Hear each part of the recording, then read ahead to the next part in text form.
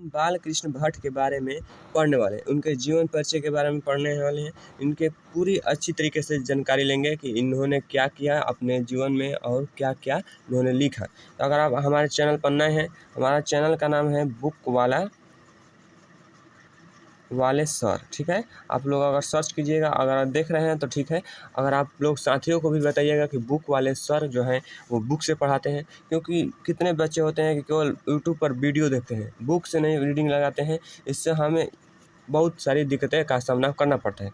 तो देखिए, आज हम उन बच्चों के लिए भी आसान तरीका लाए हैं कि बुक से रीडिंग कराते हैं, जिससे कारण क्या होता है, छोटी छोटी जानकारी उनको प्राप्त हो जाती है। तो चलिए, आज हम बालकृष्ण भट्ट के जीवन परिचय के बारे में पढ़ेंगे। अगर आप लोग इस वीडियो को अंत तक देख लेते हैं तो आप लोग बहुत सारे बेनिफिट होंगे, फायदे अवश्य होंगे। तो चलिए, जन्म की बात करें तो बालकृष्ण भट्ट का जन्म 23 जून 1844 ईस्वी में क्या हुआ था, ठीक है। उनका निधन 20 जुलाई 1914 में। निवास स्थान इलाहाबाद उत्तर प्रदेश, ठीक है। उनका निवास स्थान कहाँ था? इलाहाबाद उत्तर प्रदेश। तो आप लोग यह तीन जो हमारा कलर किया हुआ है, इसको आप लोग ध्यान रखिएगा। आप लोग जो हमारा हाईलाइट किया हुआ है, इसको आप लोग अवश्य ध्यान रखिएगा, क्योंकि जो हाईलाइट किया हुआ है वह सबसे ज़्यादा VVI इम्पोर्टेंट है, ठीक है। तो आप लोग यह अवश्य जान जाइएगा कि 23 जून 1844 ईस्वी को इनका क्या हुआ था? बालकृष्ण भट्ट का जन्म हुआ था। और 20 जुलाई 1914 ईस्वी में इनका क्या हुआ था? निधन हुआ था। तो बार बार परीक्षा में पूछा जाता है। उसके बाद पूछेगा कि बालकृष्ण भट्ट का निवास स्थान कहाँ था? तो इलाहाबाद उत्तर प्रदेश, ठीक है। उसके बाद देखिए, इनके माता का नाम पूछेगा, तो माता का नाम पार्वती देवी एवं बेनी प्रसाद भट्ट। तो माता पिता यहाँ दिया है।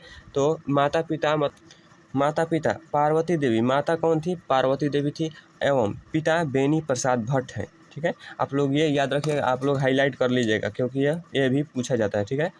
जो ये दूसरे बच्चे का बुक है जो कि हाईलाइट नहीं किया है, तो आप लोग हाईलाइट कर लीजिएगा, या तो आप लोग लाइन ड्रॉ कर लीजिएगा, ठीक है। अब पिता एक व्यापारी थे, ये बार बार पूछता है कि पिता क्या थे, ठीक है।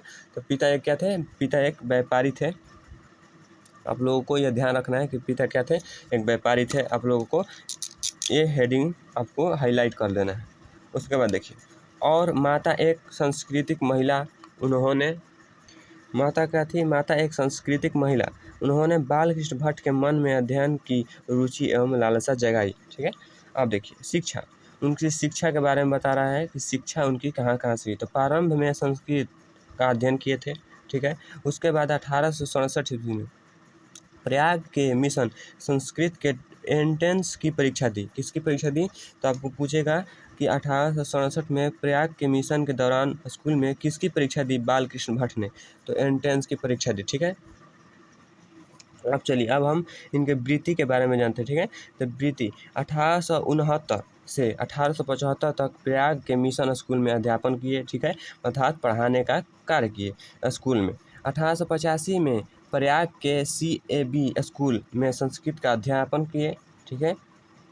1888 में प्रयाग की पाठशाला इंटर कॉलेज के अध्यापक नियुक्त में, किंतु अग्र स्वभाव के कारण नौकरी छोड़नी पड़ी। मतलब कि उग्र स्वभाव जैसे नहीं होता है कि कड़ापन उनके विचार में, उसके क्या हुआ था? उसके कारण क्या हुआ? नौकरी छोड़नी पड़ी उनको। और उसके बाद से लेखन कार्य पर भी निर्भर हो गए, ठीक है। उसके बाद क्या किया? लिखने का प्रयास करने लगे, ठीक है। तो उसके बाद लिखने का प्रयास करने लगे विशेष परिस्थिति में अब चलिए, हम क्या करते हैं? विशेष परिस्थिति के बारे में जानते हैं। पिता के निधन उपरांत, अर्थात पिता के निधन के बाद, ठीक है, पिता के निधन के बाद पैतृक व्यापार संभालने के नाम पर गृह कलह का सामना करना पड़ा। उनको जो व्यापार था पिता का, क्योंकि पिता क्या थे? एक व्यापारी थे। तो व्यापार संभालने के नाम पर क्या हुआ? उनकी माता ने, जो पार्वती देवी थी, उन्होंने क्या किया? बालकृष्ण भट्ट की शादी करा दी, ठीक है। तो गृह कलह का सामना करना पड़ा। पैतृक घर छोड़कर घोर आर्थिक संकट से जूझते हुए हिम्मत से काम लिया और साहित्य के प्रति समर्पित रहे, ठीक है। अब चलिए, आर्थिक हो गया। अब जो रचना संक्रिया, इनकी क्या क्या रचनाएं हैं उनके बारे में जानते हैं।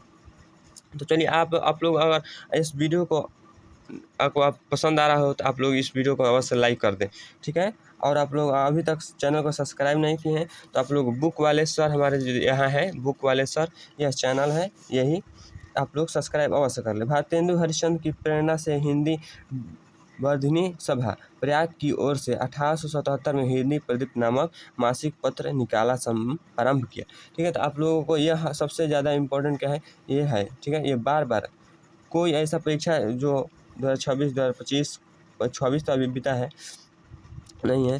ठीक है, तो 22 से लेकर कोई भी पेपर उठा कर देख लिए, मॉडल पेपर कोई भी गेस्ट पेपर, उसमें क्या है, प्रयाग की ओर से 1877 में हिंदी प्रदीप नामक मासिक पत्रिका प्रारंभ कब हुई थी, यहाँ से पूछा है। तो आप लोगों को बता देना है कि 1877 में प्रारंभ हुई थी। अगर ये भी पूछता है कि किसने की थी, तो बालकृष्ण भट्ट ने की थी। ठीक है, अब चलिए इसे वे 33 वर्षों तक चलाते रहे।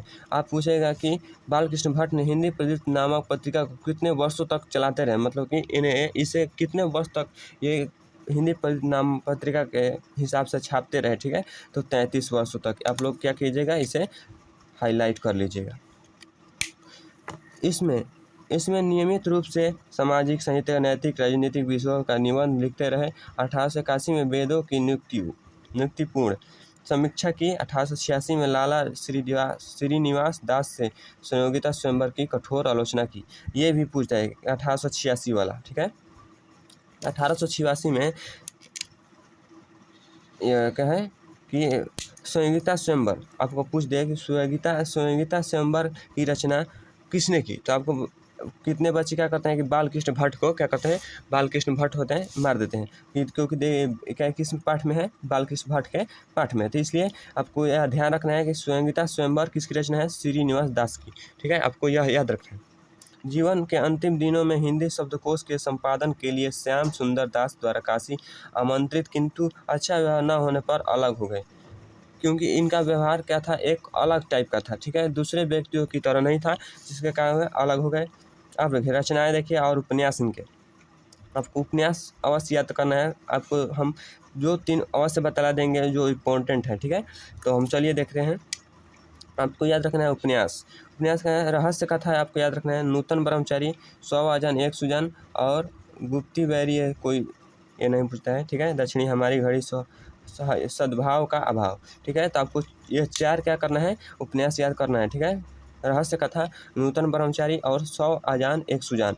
ठीक है, ये गुप्त बैरी, सरातल यात्रा, रुचित, दक्षिणी, ये कोई पूछता नहीं है। ठीक है, अब चलिए नाटक के बारे में हम कुछ, तो पद्मावती बार बार पूछता है। ठीक है, इसको हम क्या करते हैं, हेडलाइट कर देते हैं।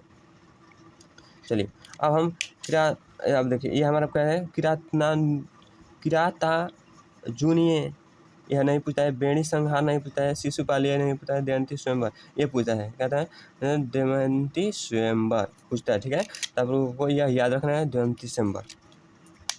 शिक्षादान, चंद्रसेन ये सब नहीं पूछता। भारतवर्ष, कलिय देश, रेल यात्रा, विकट खेल पूछता है। ये क्या है, रेल का विकट खेल, यह कहा है पूछता है। ठीक है, तो आप लोग ये याद रखिएगा, रेल का विकट खेल। अब देखिए अब वही बाल विवाह भी पूछ देता है कभी कभी, तो आप लोगों को याद रखना है। और प्रसन्न जैसा काम वैसा परिणाम, नई रोशनी का 20, तो ये प्रसंग पूछता है कि जैसा काम वैसा परिणाम के लेखक कौन है, नई रोशनी का 20 नहीं पूछता है। 4 विडम्बना आदि और निबंध ये पूछता है कि कितने आसपास कितने निबंध लिखे, तो आपको बतलाना है कि 1000 के आसपास उन्होंने निबंध लिखे। 100 से ऊपर बहुत महत्वपूर्ण है। ठीक है, ये नहीं पूछता है। भट्ट निबंधमाला नाम से 2 खंडों में एक संग्रह प्रकाशित है।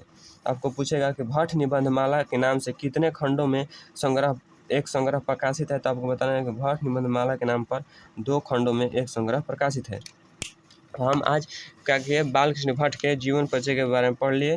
ठीक है, अगर आप लोग इनके बातचीत, हमारा यह चैप्टर है बातचीत। ठीक है, आप लोग ये पढ़ना चाहते हैं तो आप अवश्य कमेंट कीजिएगा कि आपको यह कैसा लगा। ठीक है, कि लेखक परिचय हमारा जो था, लेखक परिचय आपको कैसा लगा। ठीक है, लेखक परिचय आप लोगों को कैसा लगा, तो आप लोग कमेंट कीजिएगा, तो हम आपको अगले वीडियो में बातचीत के पूरी हम हिंदी अर्थ के बारे में आपको बतलाते चलेंगे। ठीक है, तो चलिए आप लोग हमारे चैनल को अवश्य सब्सक्राइब कर लीजिएगा। ठीक है, और हमारे वीडियो को अवश्य लाइक कर दीजिएगा। ठीक है, धन्यवाद।